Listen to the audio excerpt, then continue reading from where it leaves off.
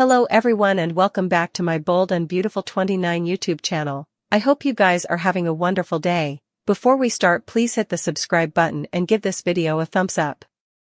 At the sanitarium, Lee tells Penelope she's in shock.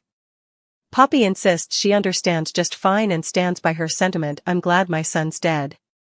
Lee drags Poppy into a separate room and tells her she's disgusting. Luna is her meat and blood. Poppy's happy to be relieved of her. Lee snaps that she's a terrible mama. How could someone so vile be her family? Luna no way had a chance, Lee declares. Poppy tells Lee she no way gave a damn about her or Luna. She should stop pretending she cares.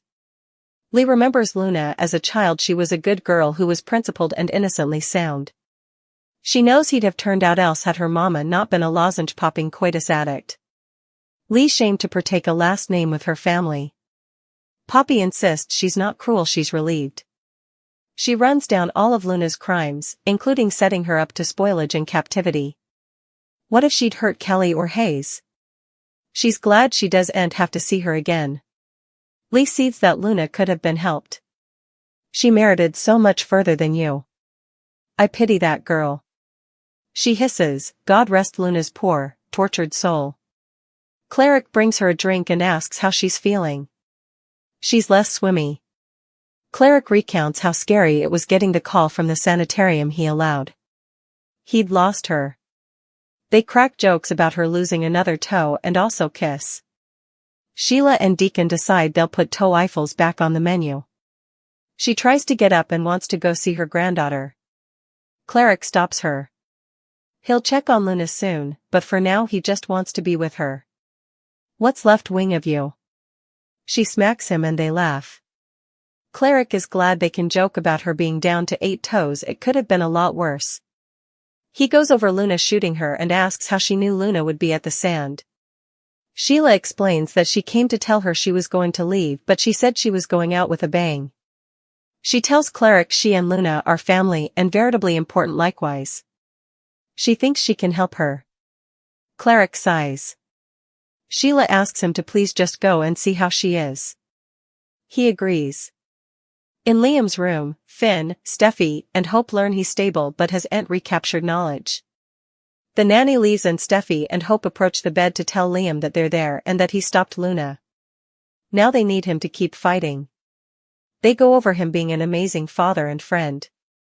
We see Aunt lose you. Hope and Steffy leave, and Cleric stops by Liam's room. He asks Finn about Liam and also tells him Sheila is asking about Luna. Carter tells Hope and Steffy he called Wyatt but he didn't pick up.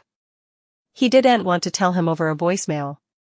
Just also, Taylor and Ridge come in. Steffy rushes over to tearfully clinch them. She tells them Liam's coming 48 hours are critical. Ridge assures her he'll pull through. Steffy tells her parents that Liam saved her life and Sheila. They assure her that Liam is strong and will pull through, but Steffy tells them he hasn't been strong for a while now. It seems she's about to tell them about his brain excrescence when Bill appears asking, where is he? Hope says he made it through surgery.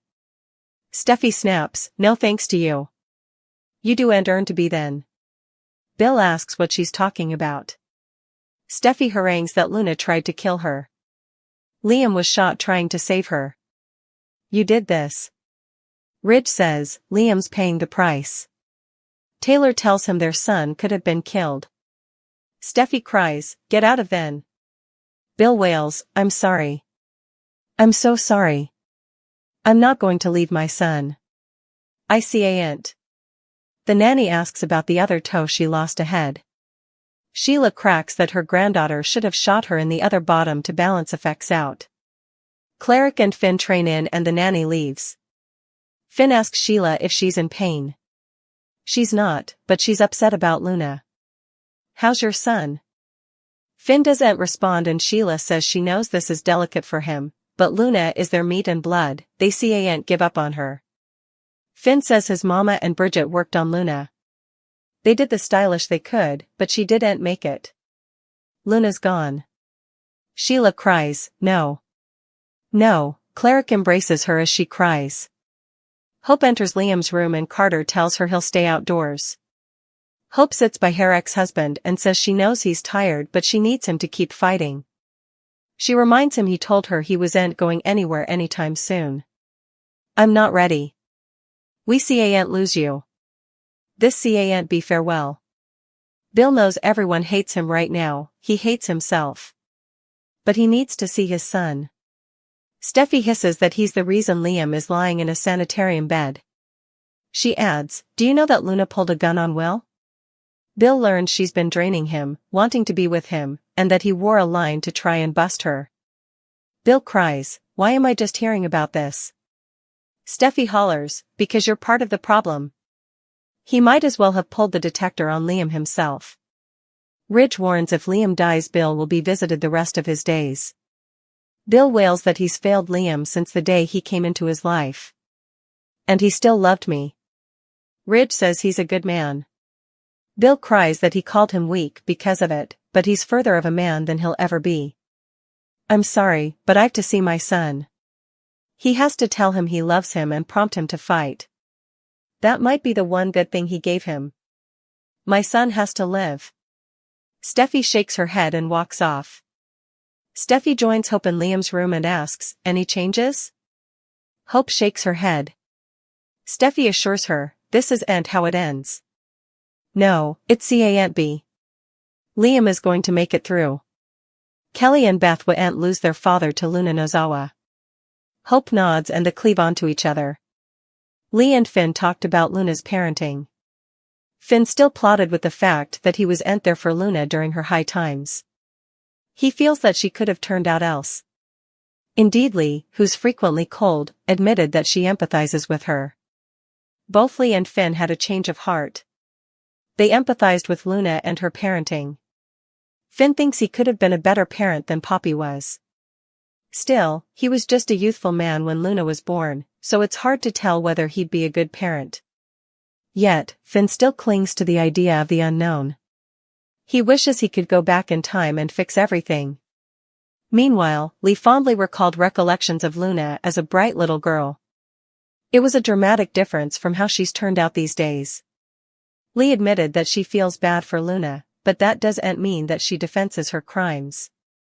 Does this mean that Lee and Finn are softening their hearts to Luna? Could they drink her back with open arms and get her the help that she needs? They might intermediate and suggest that she needs internal health treatment rather of captivity time. Lee placed too important blame on Luna's parenting. Luna still needs to take responsibility for the crimes she's married and continues to commit.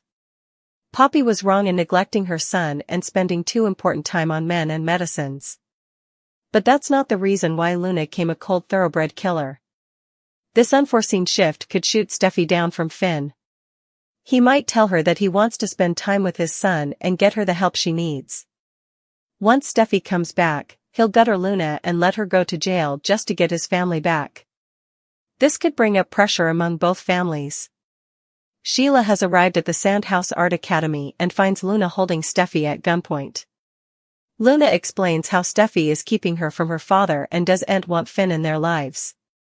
Steffy is rightfully confused when Sheila says Luna is going about her hunt in the wrong way. Luna isn't hearkening as she thinks Steffy is the only thing standing in the way of her happiness. Lee and Finn bandy Steffy's meeting with Hayes' art school teacher. He anticipated a call but is only getting all kinds of dispatches from Sheila. Lee says he can't respond to Sheila and he agrees. She thinks he deserves so much better than a birth mama than Sheila. Finn says he got better with his factual mama. Lee thinks Sheila is the same as her degenerate family Poppy. Ridge asks Taylor about Sheila's visit. She says she was there to advise Finn and Steffy about Luna, which veritably much confuses Ridge. Just also, Electra and will arrive to meet up with Steffy. Taylor explains why Steffy is down at the Art Academy and mentions Miss Sunshine.